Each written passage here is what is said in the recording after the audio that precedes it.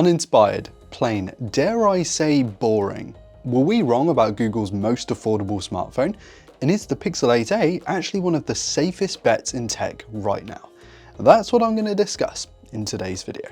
Hey guys, I'm Ryan Thomas, and I have to say right off the bat that when I first got my hands on this thing back in May, I was majorly underwhelmed with this $500 phone. But the more I've used it, and the more I've spoken to 8a owners who use one day in, day out since its release, my opinions have started to change a little bit. But don't get me wrong, I think at the $500 MSRP it's still not a great deal, with the discounted 8 having been brought down to around this price point or lower, and that would be my instant recommendation, or the 8 Pro renewed or refurbished under $500, but I've seen the 8a for under $400 more recently, and at that price I think we should sit down and talk about it. For $400, suddenly this phone is a lot more recommendable and might be one of the safest bets about. What do I mean by this? Well, if you're not a power user, you don't play heaps of games, and you just want a dependable little smartphone, this is your device. For instance, the plastic back is far less likely to crack than the glass one, so dropping it is less of a worry, even if you don't have a case on it like the first party one I have here. The camera bump is almost non-existent compared to some of the massive things we have these days, but also the metal frame should help minimize screen damage if you do drop it without a case.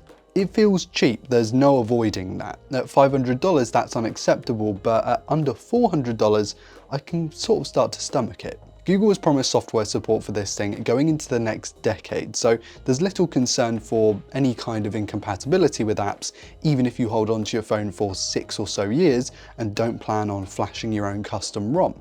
That's a pretty safe bet if you ask me. Buy the phone now for a discounted price, hold on to it for 4 or 5 years, hand it to your kid or your parents, and they can use it for another 2 or 3 years. That's a pretty insane value for money, and one of the best recommendations I think I can make to someone who just wants a phone that does the basics. I know there are performance concerns due to Google's Tensor G3 processor just not being up to the same standard as the high-end Qualcomm chips, but this isn't a high-end phone, and so for the money, when you take into account the context of the market segment in which this resides, it isn't that bad. It's not slow or super laggy, and I've only ever run into hiccups when running high-end 3D games. Again, this isn't a flagship killer style package that aims to deliver performance and battery life at all costs. Instead, it sort of spreads out that value and quality between the screen, the battery, the performance, the cameras, the build quality, the software. It tries to really evenly spread that out. This thing is now running Android 15 and got that update the same time as the most expensive Pixel 9 Pro XL. That's one of the major benefits of going with a Pixel over anything else. The updates are so timely and usually quite feature rich. Sure, it doesn't have Add Me or Pixel Studio, but I don't think many people who spend so little would care about having the cutting edge features.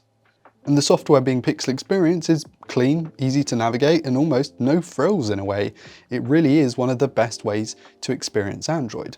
Although you're not missing out on everything by going with the cheaper model. One of the main features I hear non-techie people talk about when I bring up the Pixel brand is object removal in photos, and that's here, along with all of your standard suite of Google Photos AI tools like Sky Replacer, Top Shot, and so on.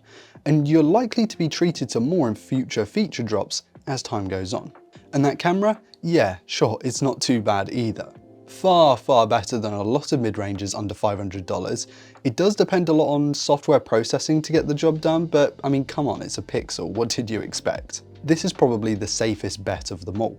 And if you want further evidence of this, go check out this video I made where I take photos with the now pretty aged Pixel 3a and compare it to the latest and greatest Pixel. The results are genuinely shocking, and no, that's not clickbait. Go and check that video out. So relying on the Pixel 8a to have a good camera long term is something I can do with relative ease. There will be photos you take with this thing that make you think, wow, did you take that on a phone that costs 4 figures? But what the Pixel 8a really has is a solid baseline for quality of its photos.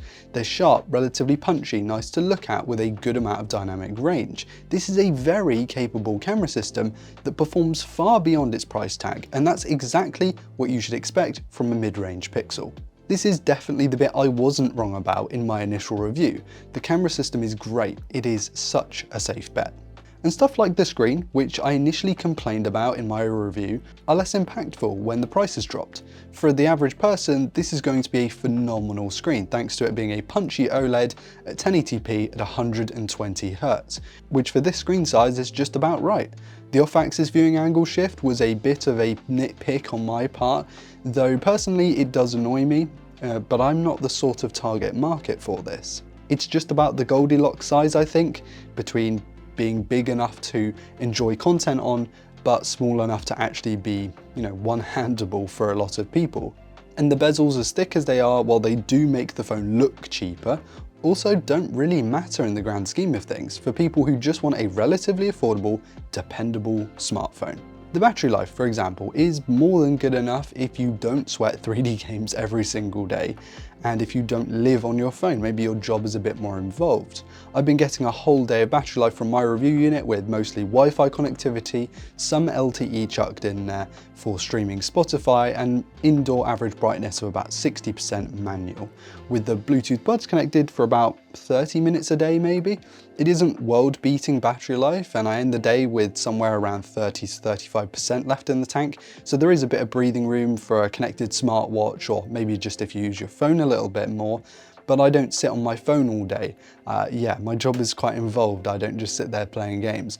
But that's me. Remember, the screen on time metric is kind of bogus because it doesn't take into account nuance or context, so your mileage may vary, but generally the thoughts on the Pixel 8a's battery is that it's pretty decent. One thing I have noticed since moving to Android 15 on here, and I'm not sure if it's a placebo or not, because I haven't installed anything else, but there is a distinct improvement in standby battery life. It seems to do a little bit better overnight, where I'm not using my phone or charging it. It doesn't seem to drop as far.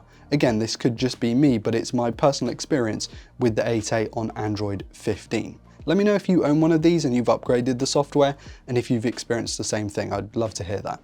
I'm not calling the 8A perfect. For $499, I still don't think it's worth the money over a discounted 8 or even 8 Pro, but for under $400, it works out a lot more reasonable. The bezels aren't the same thickness all the way around, which is kind of annoying. The optical in-display fingerprint scanner is so-so, it's all right, but it's nowhere near as good as the new ultrasonic units in the Pixel 9 series. The back plastic, while definitely more durable than glass, still feels super cheap and scratchy and just bleh. And part of me worries about that performance, I guess, because the past couple of years, the Tensor chips just haven't been that good, and we haven't had enough time to see how well this thing will mature going 4, 5, 6 years down the road. But the Pixel 8a is the ultimate safe bet. It's not exciting, it's not cutting edge, and there are certainly other options that offer more capable hardware or better battery life. But this one does all of it pretty well, and as long as you can get it cheap, like on a carrier deal, makes an awful lot of sense for an awful lot of people. Guys, I want to hear what you have to say on the Pixel 8a in the comments. Are you a fan? Were you warm to it from the start, or like me, did it take a few price drops to get you more in line with it? While you're down there, be sure to hit like if you enjoyed today's content and subscribe to never miss another upload. I've been Ryan Thomas, and I'll catch you later. Cheers.